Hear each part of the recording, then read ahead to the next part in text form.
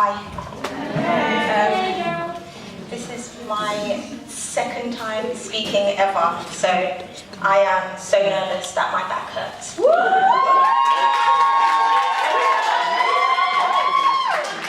Okay, I'm fine now. I've got 25 minutes I think, so I'm just going to go right into it. Firstly, let me just pray. Father, thank you for us being here today. Every single lovely woman that is in here today, Father, you bless them. Their hearts, their souls, Lord, and their minds. Bless the founder, bless Toby, bless everybody that is here today. Because, Lord, we need you. And many people won't admit it, but we are here, Lord, and we give you our hearts and our minds and our ears. And, Father, help me to speak to people. In Jesus' name. Amen. Amen. That's out of the way. Okay. My name is Nicolle. Akinnewu. I'm Caribbean, but my husband's Nigerian, which is why I've got the long sleeve. Thank you. I am 23 years old. I'm married. I have a degree in forensic psychology, and I am probably one of the most insecure women you would ever meet. Even though I may not look it, that's who I am. Nice to meet you guys. My whole life has been dictated by my insecurities. Absolutely, positively, completely. They have ruled me, broken me, and defeated me, and unfortunately, they've directed me. My insecurities were my master, and I was the slave, 100%. They would make me feel ugly. I wouldn't feel worth it. I would feel like I couldn't manage all the things that I believed was wrong with me. I wake up every day and I just thought everything was just wrong. I didn't like the way I looked. I didn't like the way I sounded. Every little thing, tiny little things. My eyes were too big. I didn't have straight teeth. I was really skinny. I mean, God, seriously, why do I look the way I look? I was kind of stuck in this warp of hating myself for not being able to get things right. I truly believe, even though everybody would say to me, oh my God, Nicolle, you're such a nice person and you're so smart, you can do everything that you want. And I just didn't believe it. It was falling on deaf ears. I was truly deaf to me. I used to ask God, why didn't I look like these fine girls? Oh my gosh, why wasn't I able to afford weave like this girl on Instagram? Why couldn't I get dip dye in my hair, you know, when it's black at the top and it's blonde at the bottom? Why was my hair just curly and why is his hair straight? I didn't even know what a closure is. I never wore weave before, so I was like, I have no idea what that is. But God, why can't I have it? I even went as low as saying, God, why isn't my bum big? Why didn't I have big breasts? Like, why can't I flaunt it like these girls? Like, you see them girls all wearing these nice outfits, bodycon dresses on misguided that you just buy, and you're in the mirror, you know, that side selfie where it all looks good. Why couldn't I do that? Why? Why didn't I get enough likes on Instagram? Why? I didn't understand. I asked God all the time. Even in my mind, I was like, stupid me. So there was something there telling me, Nicolle, you're so silly. Why are you asking these questions? Why? I said to God, please, just tell me why I don't like me. Just let me know. I was a slave to absolutely everything. And I thought to myself, this was recently, I thought to myself, when you become a slave to your insecurities, you mock the Creator for who He has created. Completely. When you become a slave to your insecurities, you mock the Creator for who He has created. Think about it. Why are you a slave to your insecurities if God made you this way? You're not any other person. There's a reason why maybe one eyebrow is thicker than the other. There's a reason why your teeth ain't straight. There's a reason why you want this skin color. There's a reason why you got spots and your friend don't. There's a reason. Surely if these things could be taken off your face, God would remove it. Surely if you weren't meant to be this skinny, God will make you fat. There's a reason for everything. I didn't believe that saying, but I do now. I would always say to myself, you are fearfully and wonderfully made, Nicolle. Oh, thanks, Bible, that's brilliant. That's totally brilliant if I believed it. but I didn't believe it. I just used to say one of those lines all the time. Yeah, that's fine. I wish I was able to believe it. It would only take one negative thing that could be said about me as a person, and that would completely and utterly shatter me. And it would cause me to give up on believing in every single thing about me. I could be walking on the street and some guy would be talking to me, and then, you know, you don't say nothing, you're like, oh, your butters anyways. I'd be like, rah. Boy, that cut me deep. My butters. Serious, it was deep, like, it used to kill me. I don't even know the boy. I couldn't even shout back, oh, your butters, that's why you got boot cuts. I couldn't do that. I couldn't. I just didn't know. I just didn't know. I genuinely didn't know. Literally, growing up was very, very different for me. I was diagnosed with sickle cell from the age of 2. My life was heavily based around, I can't read my writing. My life was wholly based around whether or not my sickle cell would allow me to do the things that I would like to do, or that a normal child would be able to do. I lived a life that was limited because of my health. I lived a life of fear because anything would trigger a sickle cell crisis. That would be in school. I couldn't really go swimming with my classmates because different temperatures would get me in the hospital. Even if I got too excited, I would get back pain. Even if I got too nervous, hello guys, I'm so nervous, my back's hurting. That would be it. So any single thing, even high blood pressure, without even me knowing I had high blood pressure, my arms would just start hurting me. I feel like my arm's about to fall off. So that as well, I was a slave to. Slave to my health, slave to my insecurities. God wasn't involved in this point. Absolutely nothing. I was just a slave. So all this time, I didn't even realize that everything that was within me, all the power that was within me, because I was too busy focusing on what I didn't like about myself, and the fact that I had really bad health and I couldn't be normal. Before I could even work on strengthening my confidence, it was already knocked out of me. Every day I would hear, oh, Nicolle, you can't do this, Nicolle, you can't do that. There's absolutely nothing that you're able to do because you're going to get sick. So, all this low confidence I had, not being able to think I was liked by people, liked by boys, liked by anyone. I was struggling around going with this. Dating. My confidence was so low that any little thing, whistle, a hi, a wink, yeah, I'll be like, oh God, he likes me. He thinks I'm so cute. Is it funny my hair looks good today? This is college times, my hair looked fly. Maybe it's looking cool. That's fine. I mean, during this season, that was my season of the unknown self. If I knew who I was and what beauty, what value I held, if I knew, no whistle would be turning my head. Trust me. No, none of these kissing is noise outside the window when I'm walking down Lucian. No. Excuse me? Like if I knew back then, if I knew. So yeah, not knowing who I was in Christ, not knowing who I was for myself, and not knowing my worth caused me to make most mistakes. During the ages of 16 to 19, boy, I wasn't even a rebellious child, felt sick all the time, but boy, right? My insecurities would cause me to crave every single bit of attention I would get. It would flatter me, and I wouldn't even have the common sense to think that flattery is just not, it's not an invitation for me to give up my temple. It's just flattery. Don't give up your temple. There's a reason why it's called a temple. There's a reason why in the Bible that the temple is sacred.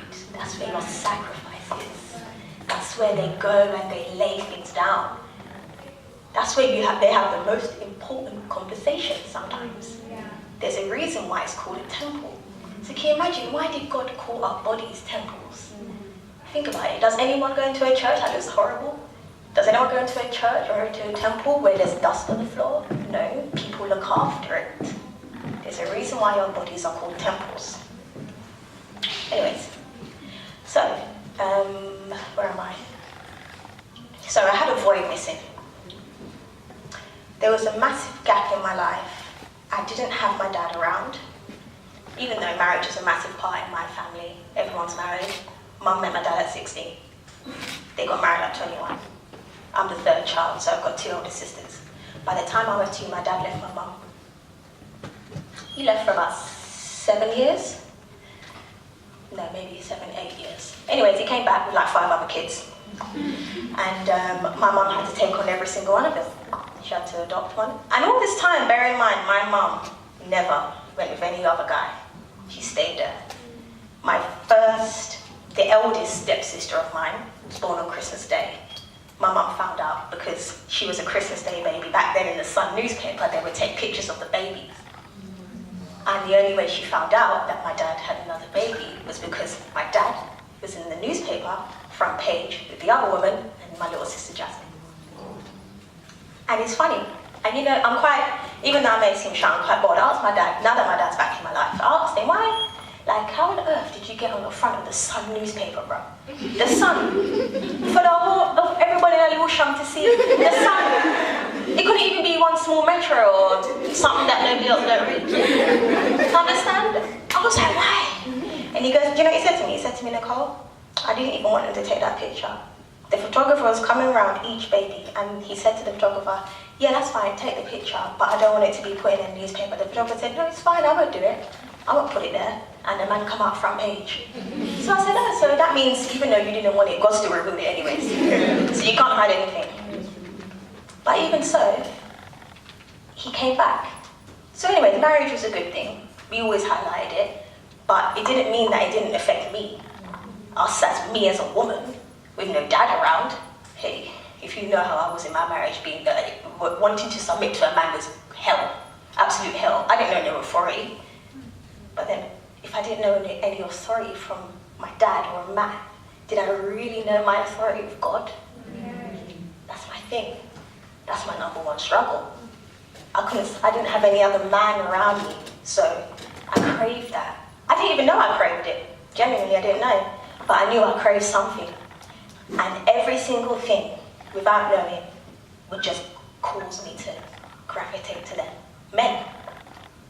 Hearts, how they looked, flattery, anything. So, from one person who has been through it all, and turned a massive corner, because I want to be here today about Jesus, praise the Lord. Take it from me, yeah?